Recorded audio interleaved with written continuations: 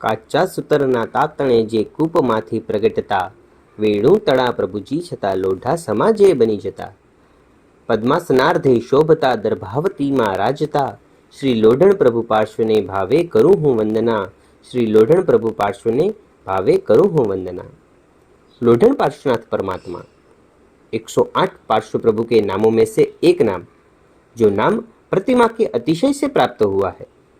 वेलू में से निर्मित प्रभु प्रतिमा का लोहे के समान होना एक अद्भुत अतिशय, और ऐसे अतिशयकारी लोढ़ण पार्श्वनाथ प्रभु विराजमान है दर्भावती नगरी में।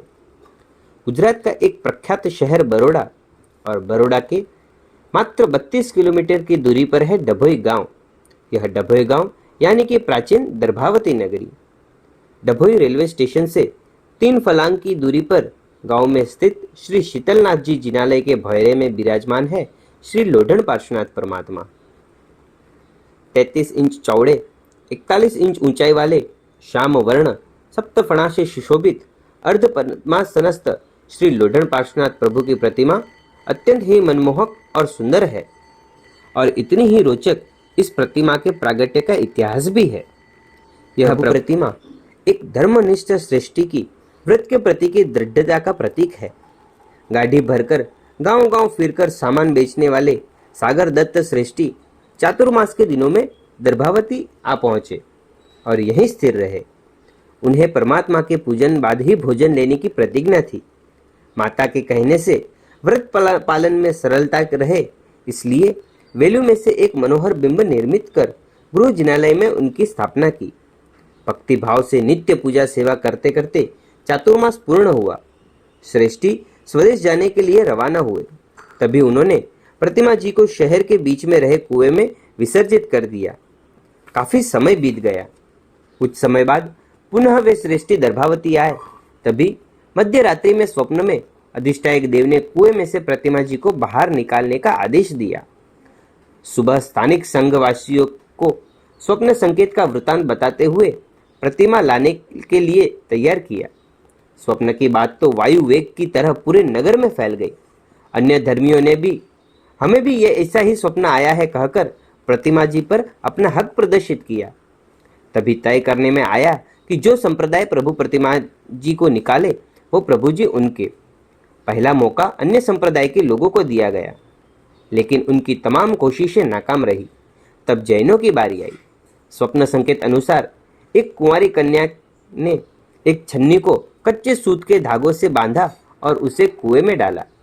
विनती की कि प्रभु जी पधारो, और चमत्कार हुआ। प्रभु जी छन्नी में बैठ गए और कुएं से बाहर आ गए। प्रभु जी को बाहर आता देख उत्साह में आकर कुछ श्रावक प्रभु जी को लेने के लिए दौड़े। प्रभु जी को हाथों में लेकर नाचने लगे, लेकिन जो प्रभु जी कच्चे धागे से उठाए जा सके थे वे अब ज्यादा ही वजनदार हो गए थे। कुएं के पानी में इतना समय रहने के बावजूद भी वेलू का एक भी कण अलग नहीं हुआ था, और मानो वो वेलू का पिंड लोहे जैसा बन गया था। प्रभु जी को हाथ में धारण किए हुए 3-4 लोगों में से एक के मुंह से निकल गया कि प्रभु जी तो लोढ़ण यानी कि लोहे जैसे है, और तब से यह प्रभु प्रतिमा लोढ़ण पार्श्वनाथ के नाम से जानी जाती है। यह घटना 600 वर्षों से भी अधिक प्राचीन है। कहा जाता है कि संवत 1990 में यह तीर्थ का अंतिम जीर्णोद्धार हुआ था। ऐसे अलौकिक अद्भुत प्रभु प्रतिमा की कला अत्यंत ही निराली है।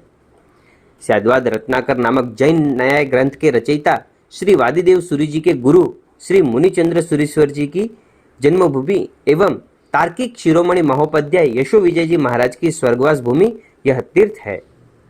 गांव में अन्य प्राचीन 4 जिन मंदिर भी हैं, जिनमें मंत्रीश्वर तेजपाल जी और मंत्रीश्वर पेथड़ शाह जी ने बनाए हुए जिनालयों का भी समावेश होता है।